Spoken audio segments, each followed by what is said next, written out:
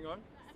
So But truly the best thing about the polar bear's always been actually the talent that comes, eh? yeah, You know, like fucking, you get guys like who, Pando, and I don't know, you've had Craig Rumble, we've had all sorts of people come from around the country. I've got a pretty bad memory, but it's just always a bonus to see that calibre of surfing, eh? Here, and with the locals, it picks their calibre up, eh? So like if they, you know, like tennis, if someone hits the ball at you harder, you hit it back even harder. yeah, And that's the thing about the polar bear. It's our international comp, isn't it? Yeah. Up in Northland, and we like sharing our place. So that's probably the main thing I could say about it. Yeah. And what do you reckon? Like, you've been around since nearly the beginning. Since Adam was a boy, Yeah.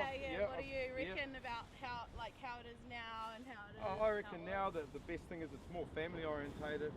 More kids are getting into it. I reckon there's still more women are getting into it, more girls are getting into it, but it's just the whole community of surfers and the way that we're all on the same buzz, and you've never met really a surfer you don't like that's a real surfer, eh?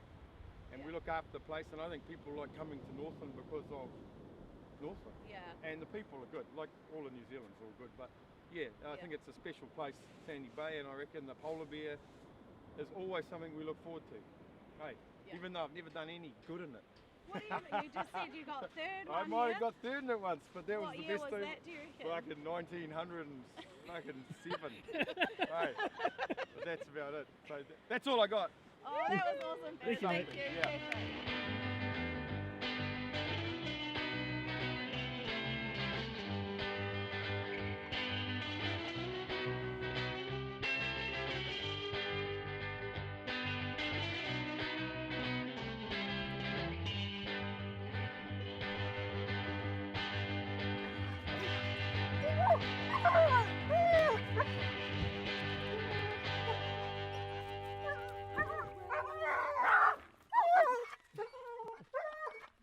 Kia ora, my name is Mel Eggington, and I've been involved in surfing pretty much all my life from the time I was a young teenager in the 60s.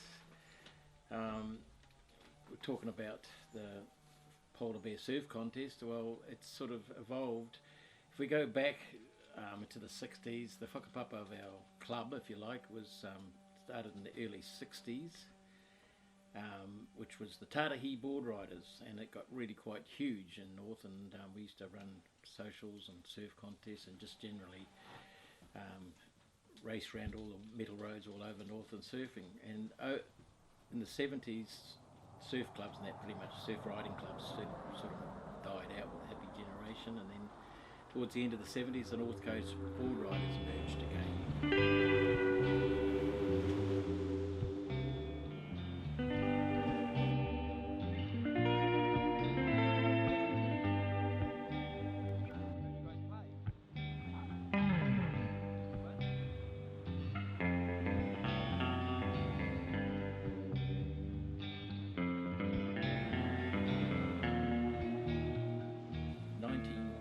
Nationals in Taranaki, Roger Crisp, one of the founders of our club, got up and said North Coast Boardriders will host they were looking for a host for the 1981 Nationals, and Crispy got up and off his own bat decided, hey, we'll have the Nationals. So we all went, what?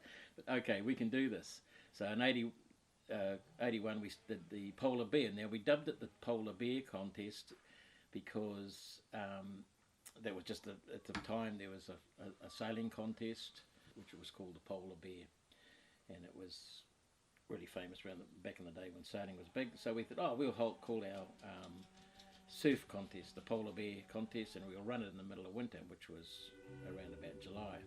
Doug ruled the roost. If you didn't turn up for your heating time, you get a barrelling from him, and if there was anybody in the lineup out there that shouldn't have been, so in other words you had these guys surfing in the contest area, that we'd put over the loudspeaker, watch out, Doug is coming for it, out with a screwdriver. Dougie he was a big guy, he'd grab a screwdriver and he'd go to paddle out, and I don't think he ever did it, but people go, look out, Doug's coming with a screwdriver in his hand to stab my board, I'm out of here. Yeah, so over the years it's been a lot of fun, and originally of course it was only the Open and a juniors division, because in those days there was very few women. In fact, Pauline was probably the only woman surfing consistently in those days and competing.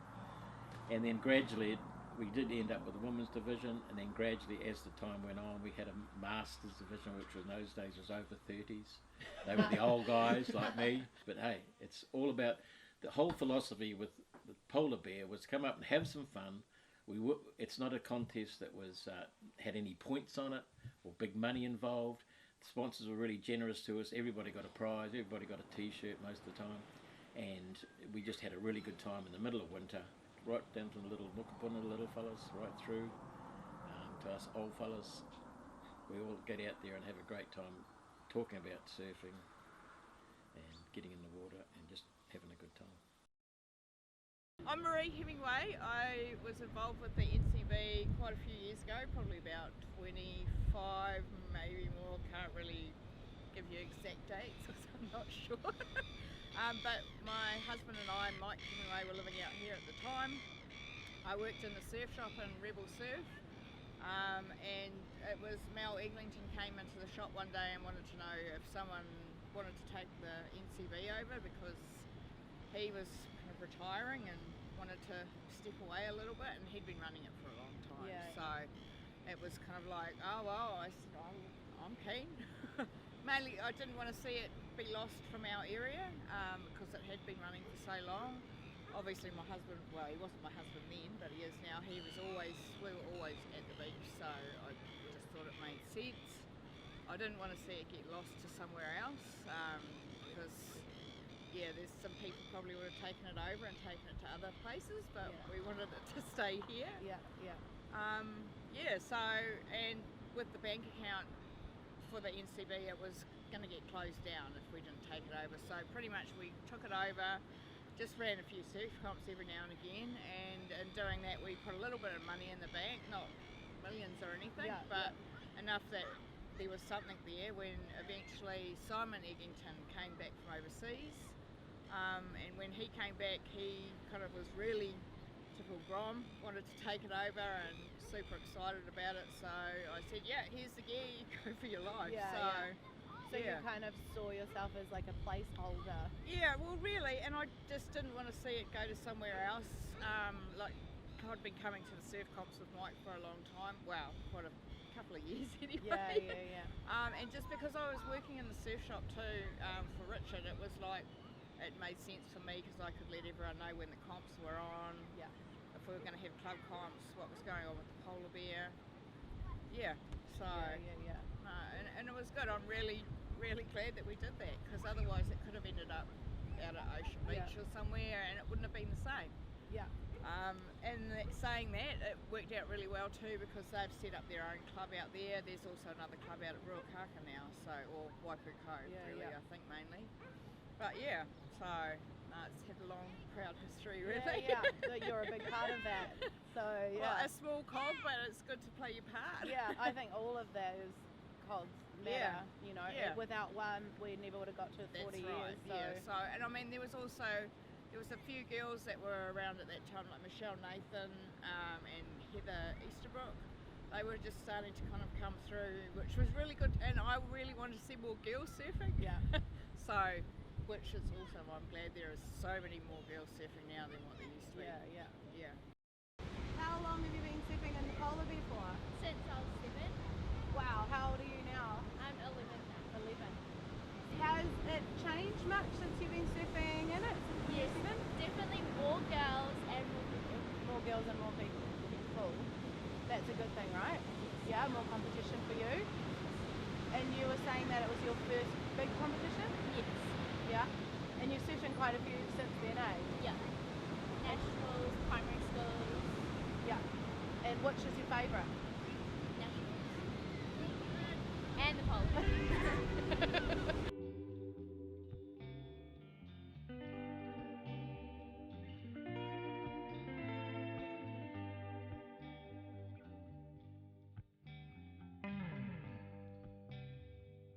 First big comp you surfed in, but it was like a friendly one, right? Yeah.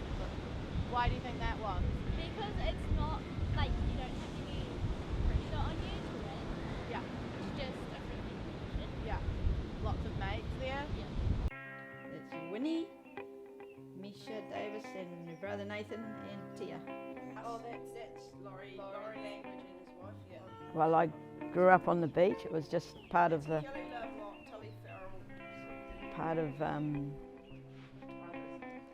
they didn't really get me into surfing. Surfing came to Sandy Bay when I was maybe 4 or 5 years old, so yeah.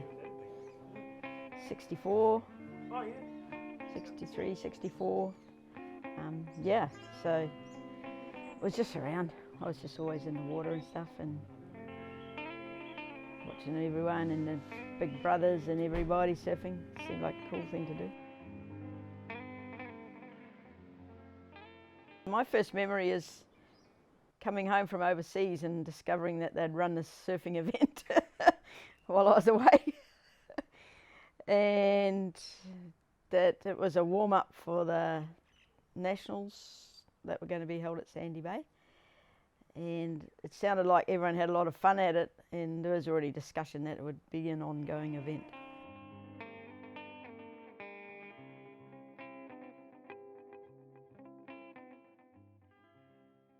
Well, maybe 3 or 4 years into it.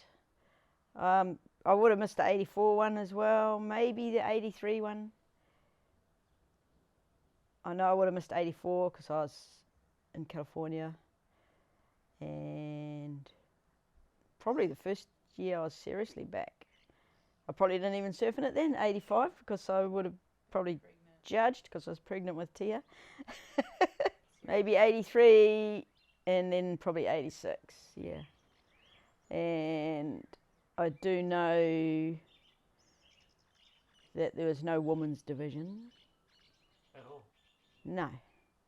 Pretty sure there's never a women's division, and I've got a newspaper clipping from 1990 and it shows the results, and it shows me surfing against coming second to Colin Unkovich in the over 30s. So there obviously wasn't a women's division. Yeah.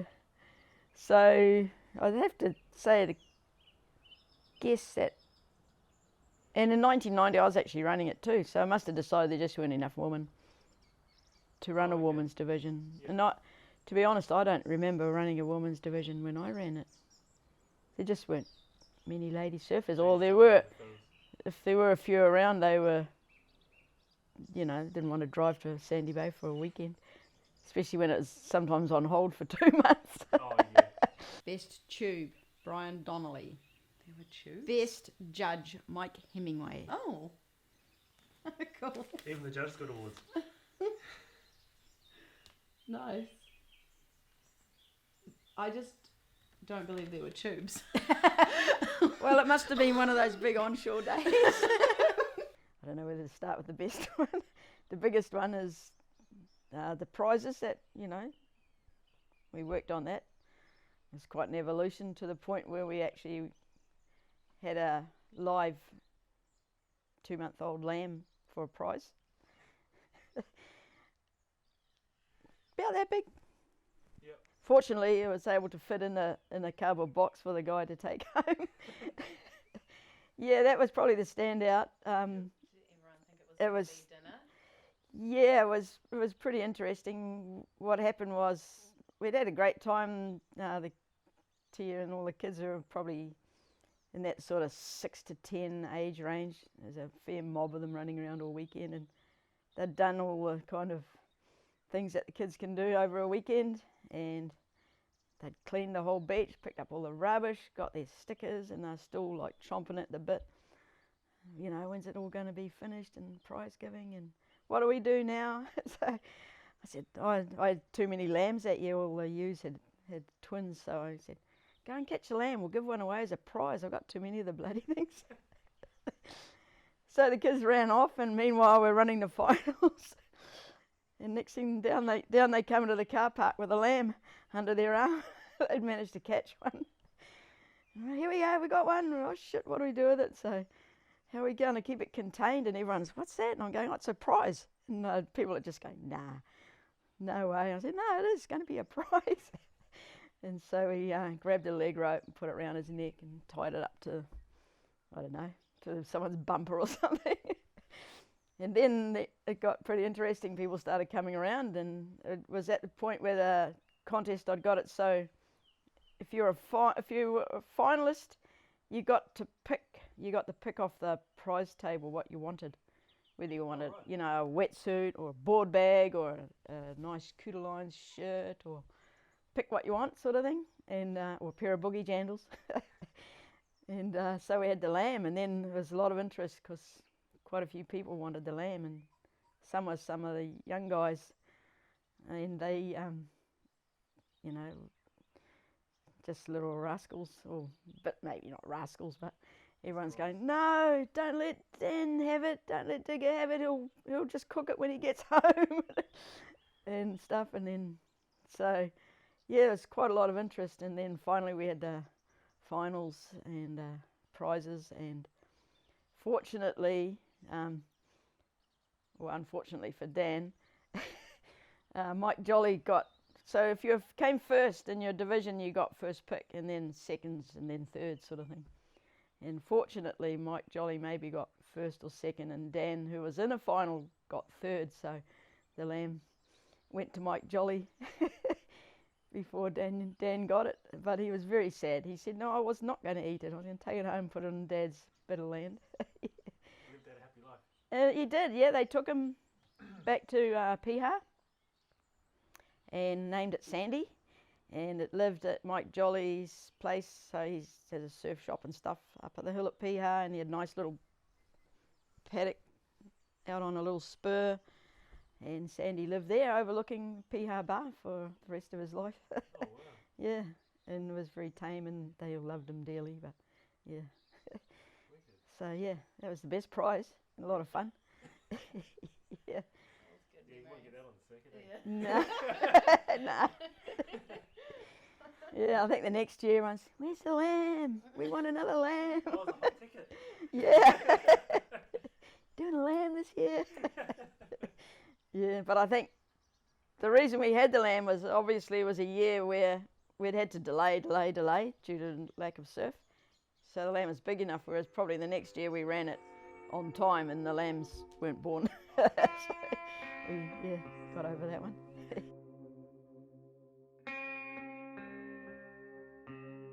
I think it's really great the way it's grown. I mean, we're third generation polar bear competitors now. You know, pretty interesting times. And yeah, it's cool. I mean, it's always maybe even in the first few years, I think it's one of those things where all the, you know, girlfriends, wives, kids would all come out for the weekend and hang about the beach. Yeah, and now, well, it's just the same, but bigger and bigger. Yeah, yeah.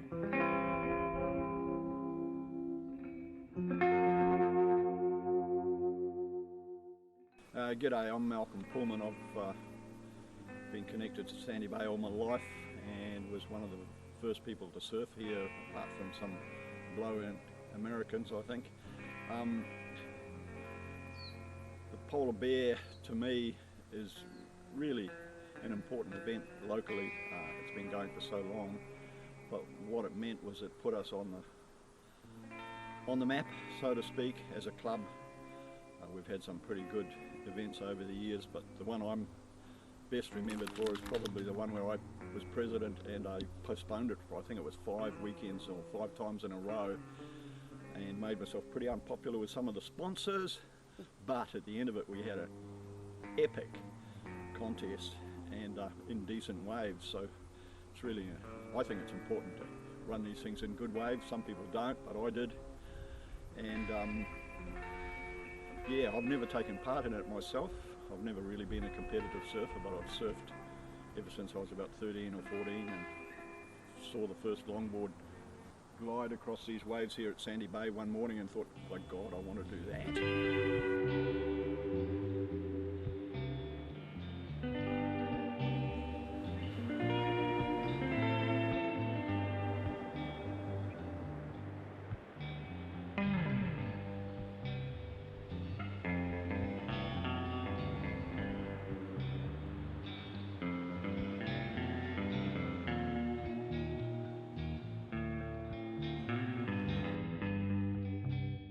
So I guess we wanted to get involved in sponsoring the polar bear because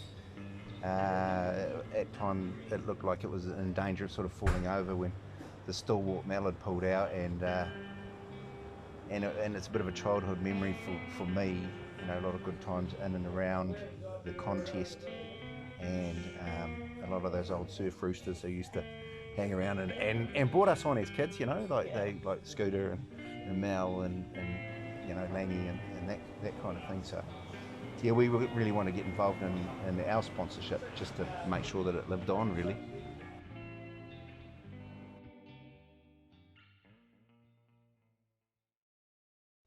Growing up with Tia and I think Ayla was, I think, there, and Connor, and probably Connor was a bit younger, but yeah, earliest childhood memories is probably just running around the beach and sliding down the grass hill to the south end there.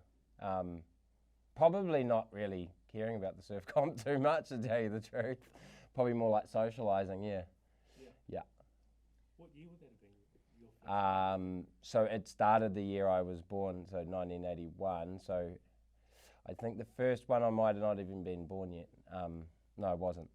I was still probably coming in about 2 months. So yeah, 81 is the year. It's 40 years, so it's the same age as me, believe it or not, yeah. I don't look 40, so.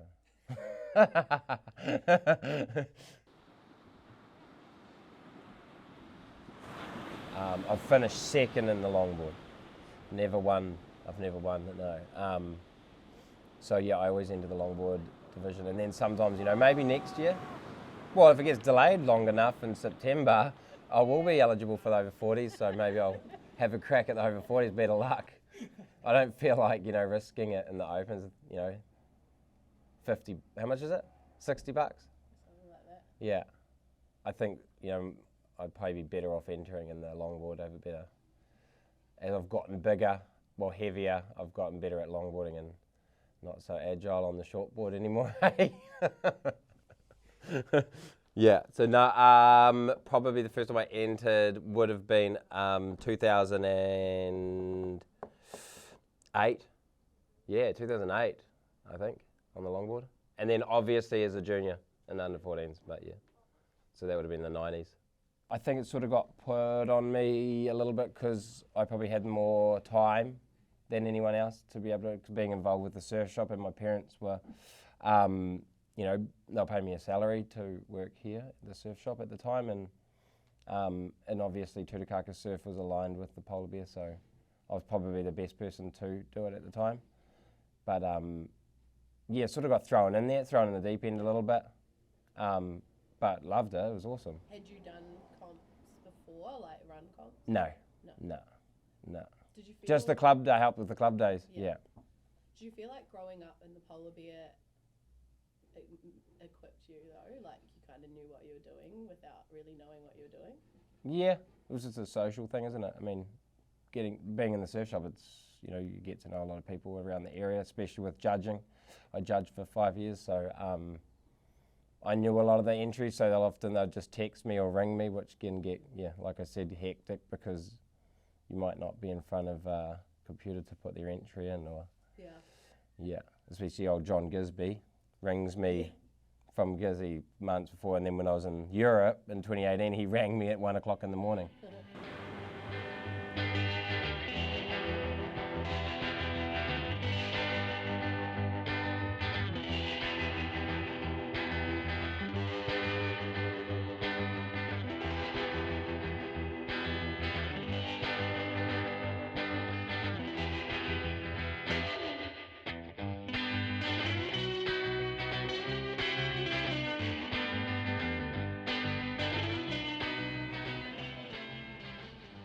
Right at the first sort of couple of hours of the comp, there was a bit of a disagreement about the judging, like it wasn't on par, and I'm not such a, how do you say, authority figure. So, and Connor's Connor's way better at that than me. So yeah, I think we switched in the first 2 or 3 hours of the comp because he was MC. Probably hasn't got as, you know, doesn't talk as much as I do. It was probably better for the role, so yeah, we switched. Yeah, we did. Yeah, and it's been good, because Connor's been head judge for like, I don't know if he thinks it's good, but he is a good head judge, and he's much better, and hopefully he's going to be doing it for a long time. He's still young. Simon twisted my elbow. Yeah. Actually, the first year when I came back, I was the contest director and he was the head judge. And I think we got about 2 hours into the day and he just went, "Can we swap? I'm not that keen on the judging anymore." And I was like, "Yep, no worries, I'm way more comfortable judging." And yeah, since then, for the next 5 years, I head judged or something. And it worked really well, and then I guess him and Mal sort of stepped out, and yeah, Tia came in and filled the role of contest director.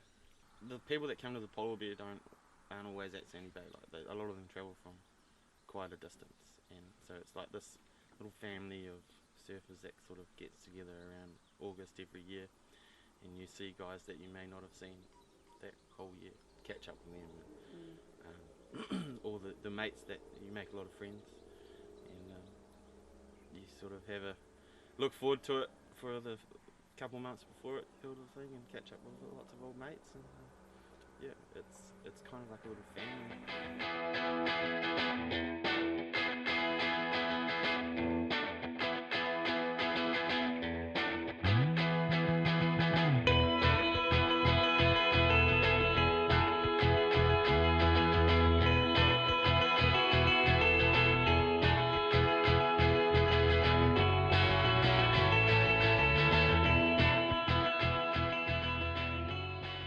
So when I was about 10, I went and got a New Zealand surfing magazine signed by Winnie Paul and Manu back when they were in their primes, and I thought that was really cool. I was really frothy to meet them when I was that young, and then just growing up, being able to surf with them and surf against them, having them mentor us to develop ourselves as better surfers over the years has been really cool. And even now, like I went to a Boardriders comp recently with that whole crew, and they're still so cool, just such a tight community, that Sandy Bay crew. And the Polar Bear's always been an annual event that's brought that community together, and yeah.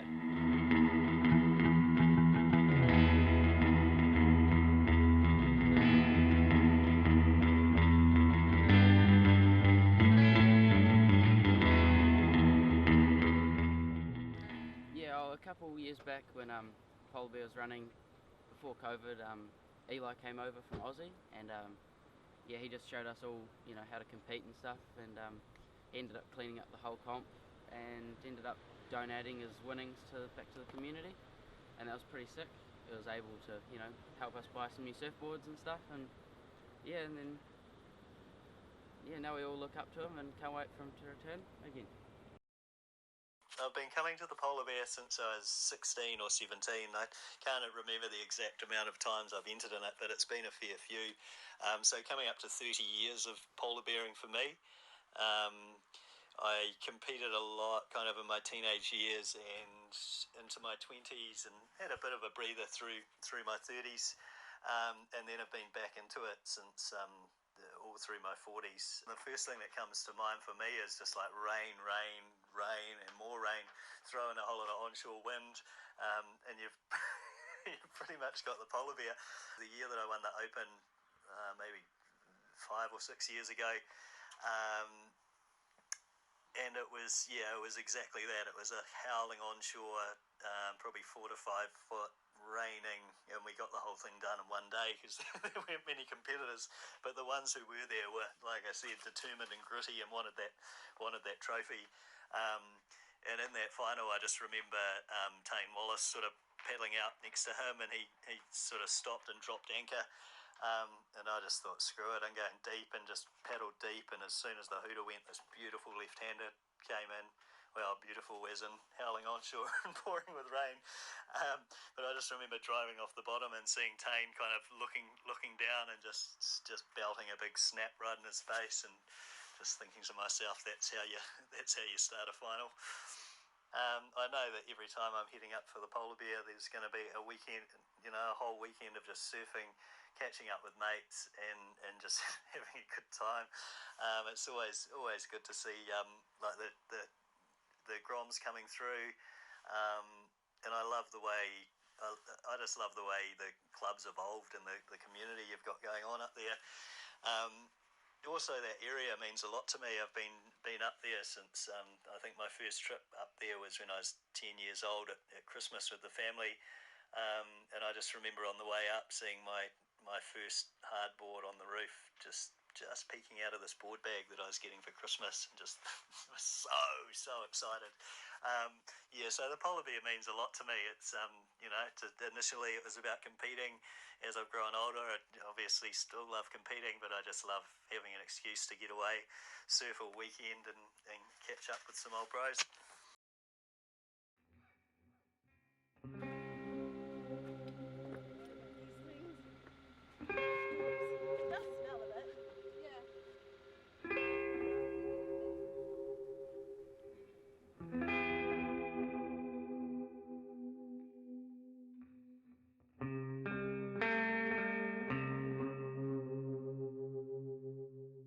It's funny because I was trying to remember, and I just remember spending heaps of my time at the beach while comps were on as a kid, and I'm unsure if they were the Polar Bear or what comp it was that was happening from my memory. I'm sure I got put on to judge a few times when they were low on judges. I remember sitting in the like full family event and just like, oh, we don't have any judges, and oh, judge. I think I would have been like 9 or 10 maybe. And sticking my hand up to judge and feeling pretty special. Yeah. I mean, we've been around competitions like, forever. So I reckon I was probably all right at it. I don't think I would have got hired by the WSL, but I definitely was just just have a look next door if you're not sure. So and then just been around comps heaps, so I feel like. Was it just another day at the beach for you with more people? I think it was pretty exciting. I do remember feeling excited to see all of the people coming from that weren't from Sandy Bay that you don't see surfing all the time, and watching the level of surfing lift.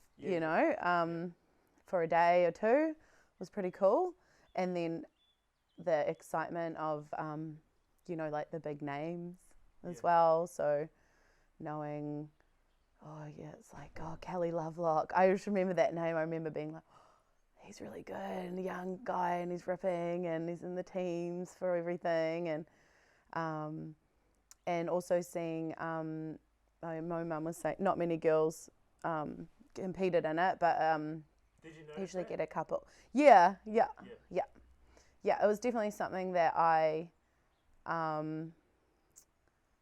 don't know, what would you say, like internalized, watching all the time, like how much harder it was to be a female surfer. Mum was so involved in doing all this stuff, but it was often like there weren't many women around the place.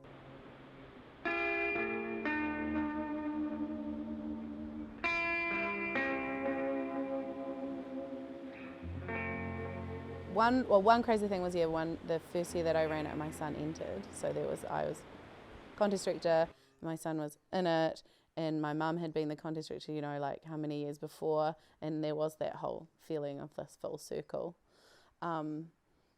thing, which was pretty cool and special. And then when we were able to get the equal prize money for the women's division, that was really cool. That felt special, and I know that it meant a lot to Winnie, my sister, who'd just kind of stopped competing internationally, and as much, she had a great time, and she, it was amazing, but there was definitely there was still that sour taste, I think, and that in the water, feeling like, when will we be valued as much, and it was just like this cool we would take this small step in in that direction of saying, you know, well, we put our money where our mouth is and we want to support women surfing, and here we go, we can do that.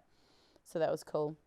And then the first year that Eli Jacobs won the Open Men's division, and then he was Eli's about a year younger than me. He's about 30. so nearly 30. So yeah, he would have been like 28. And he just won the big $1,000 check, and then turned around and was like, oh, well, I don't want to take this money, I want to give it back to the club. And he gave all the prize money back to the North Coast Boardriders.